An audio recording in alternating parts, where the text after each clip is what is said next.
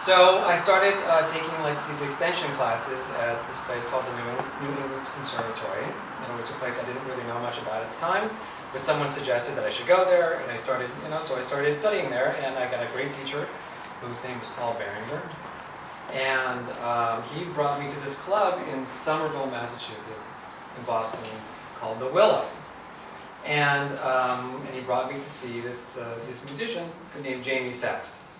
And so I didn't know, I'd never heard of him, and I think he was a pretty young guy at the time, and and studying at Tufts, and so I'm sitting there listening, and my teacher can see that I'm a little bit shocked because the kid is really good, and I'm thinking to myself, like, my gosh, I'm never going to get to where he is right now. Like, what am I going to do with myself? Mm-hmm. And he can see the look on my face, right? And he leans over and he goes, he's 17 or something like that, and he makes it like 10 times worse. And I was like, oh my gosh! And he goes, be inspired by it. And I was like, okay, I'll try. So lo and behold, a few years later, I end up attending the conservatory. And there in my class, in my Jewish music class, is Jamie Saft. And although he doesn't know any of this, he was not unaware of it.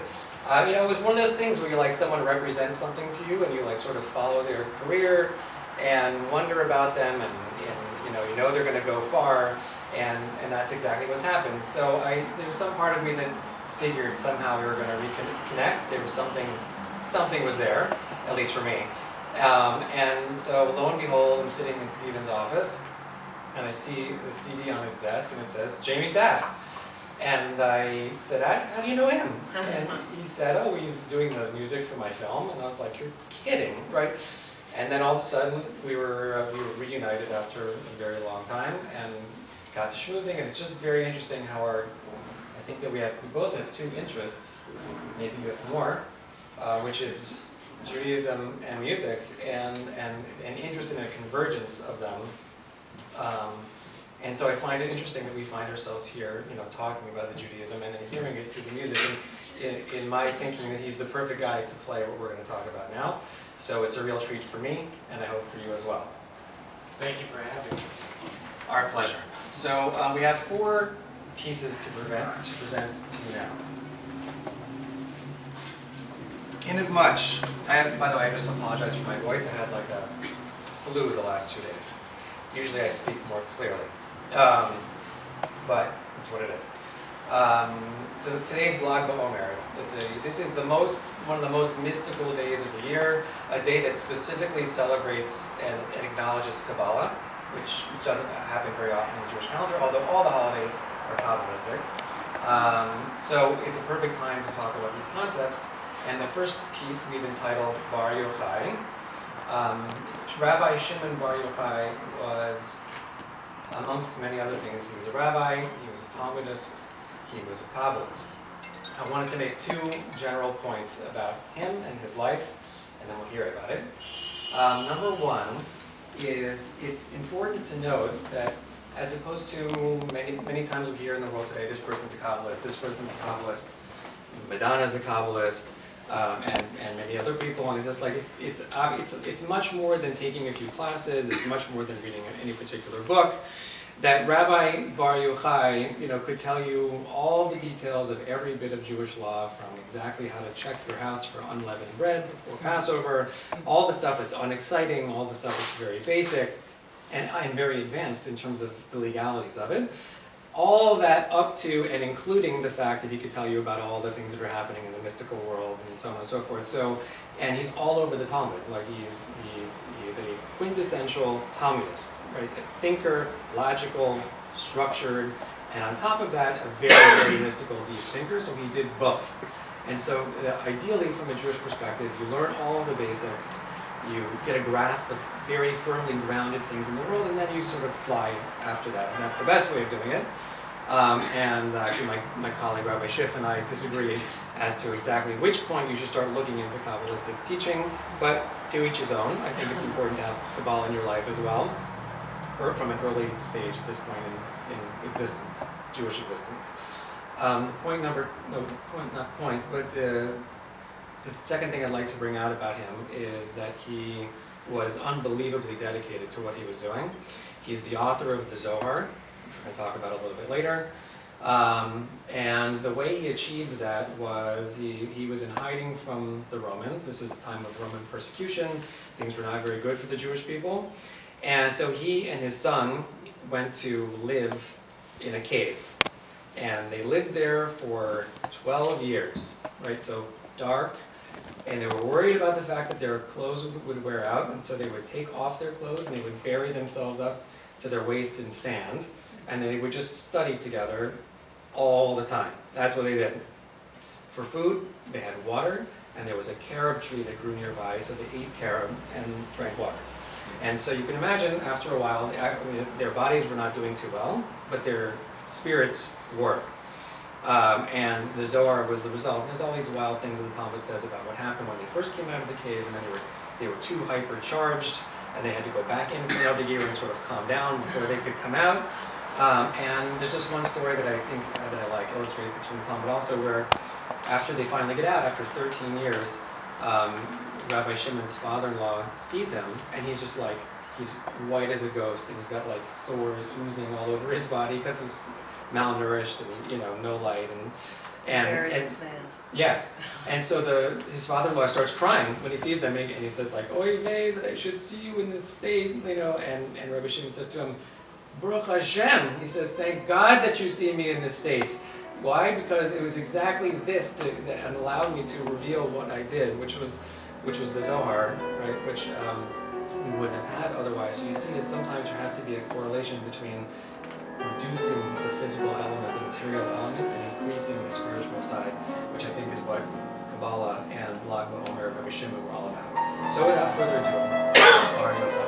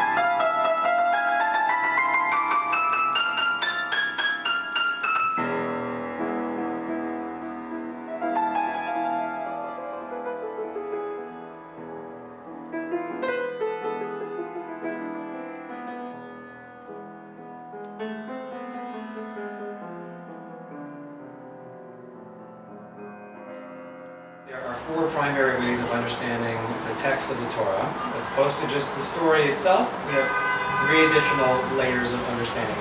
Those four terms are called pardes, which in Hebrew is the word orchard. It's also an acronym. It goes like this. The P sound, P, stands for pshat, which is the simple meaning, the story itself. And then the next level is called remez, which means hints, which is how one part of the text can hint to another, or there are little hints within the words themselves. It's a whole study of how these hints work and what they mean and what they reveal about the text. And then the third level is the homiletical one, which is called drush. It's what's the moral of the story, what's the meaning, what's the lesson.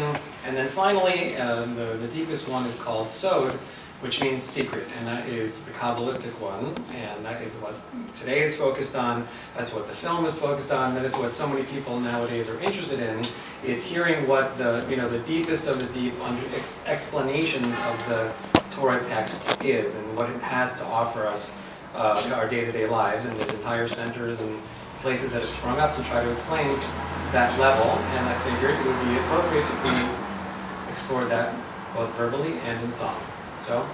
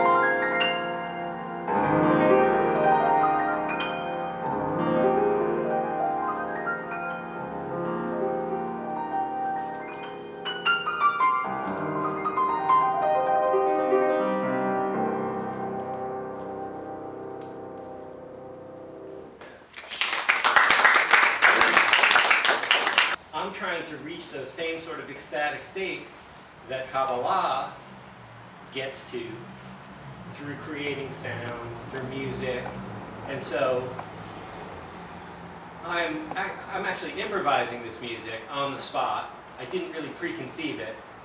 Some of that last piece is sort of something that's music that floats around my world, but I'm sort of inspired by the ideas that Rabbi Jacobs is talking about right now and trying to sort of channel those ideas with how I put it together. It's certainly abstract. It's not directly programmatically trying to explain something that he's saying. It's, abstracting it and taking it deeper. All right, thank you. Rabbi Jacobs, just going to repeat the 4 levels and what? Number 1 is called Pshat, simple. Hebrew, you want Hebrew and English? English is fine. Simple, hint. Hint is a little hard to understand, but it has to do with different ways of reading the text that are more subtle than what's just there. And where would you find that? If you were studying, where would you find there are that? whole books written on just explaining that level. I mean, I can show you. I was just curious what. And then there's something called Drush, or homiletical stories, like you've heard of the Midrash maybe. That's the best example, and then Sod, secrets, is there are thousands and thousands of works of Kabbalah, which actually segues nicely into number 3, which is the quintessential work of the Kabbalah. It's called the Zohar. The next 2 will be called the Zohar. So, just throwing it out for a second, does anybody know what the Zohar is, or if you've ever thought about it? Like if someone asked you to explain what it is, would you know? Does it mean anything? Has anyone ever heard of it? No? Oh, okay, fine. So, the Zohar is probably the most famous work of Kabbalah. It's written 2,000 years ago by the guy I spoke about at the beginning, Shimon Bar Yochai, up in the northern part of Israel while he was hiding from the Romans in that cave, right? So the result of that study that he did together with his son, when they brought it to the world, he called it the Zohar, which means the splendorous, like the shining. And it was today that the world got it, and that's part of the tradition on Lag BaOmer, is to light bonfires, which all over Israel, and in Stephen's film you see this, that they light these big fires, like as light is being like revealed to the world. So it's an 18-volume work, so it's literally the size of the Encyclopedia Britannica, that mostly covers the books of the Torah, that we get the 5 books of Moses, Genesis, Exodus, Leviticus, Numbers, Deuteronomy. But when you read it, you have an entirely different appreciation for every single facet of what those stories are. And so one of the great things about Torah in general is that it works for a 5-year-old and it works for a 105-year-old. And you can just keep going further and further because you've got these levels of like delving down farther into.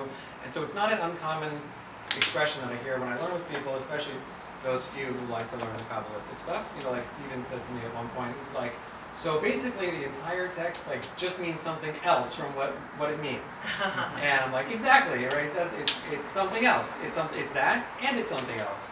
And so almost every word, there's a code, a reinterpretation of what that word is. So when we say in the beginning, it can't just mean in the beginning, and that's the last thing I want to talk about, but it means many, many, many other things, concepts, ideas, values, lessons.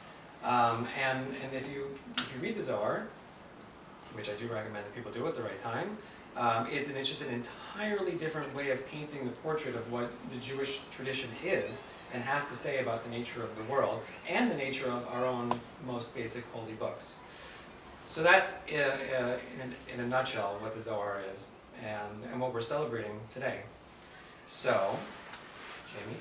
Can I ask a question? Yeah. Zohar. So the Zohar is commentary about the Torah that's beyond the Talmud. It's like further, or like Mishnah and Gemara. Like you study that stuff first, and then you're on to the Zohar, or they complement each other.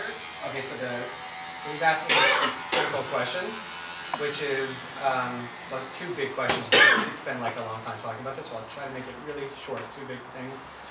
One is a learning style question, which is what you should do first and when. Right. Ideally, I believe also, if you have the time, if you're interested in pursuing this kind of learning, You should learn the 5 books. You should learn the Shulchan Aruch, the Code of Jewish Law. You should learn the Mishnah. You should learn the Talmud. And the Talmud is 5,700 pages long, right? And very hard. But you should. That's what you should do if you're doing it properly. And then once you've really sort of mastered all that with the basic commentaries and whatnot, then you should start opening up your Kabbalah. Okay, now we're all grown-ups here, and most people are not going to spend that kind of time, that kind of energy. And so therefore, I personally, subjectively believe that it's important for people to do both. Just to get a taste of what's in store, because it's very deep and very satisfying to learn that what you have read and understood from when you were a kid is really very much more profound than you thought it was. So that's that. And also, all 3 of these things go together. The 5 books of Moses, the Talmud, the Kabbalah are all part of one superstructure. You can't divorce one from the other. You can't divorce. Certain people would have you do. You can't divorce them. They're all part of one thing, and that was my point originally with Rabbi Bar Yochai. He's a Talmudist and a Kabbalist at the same time. It's 2 sides of one coin. Okay. Zohar.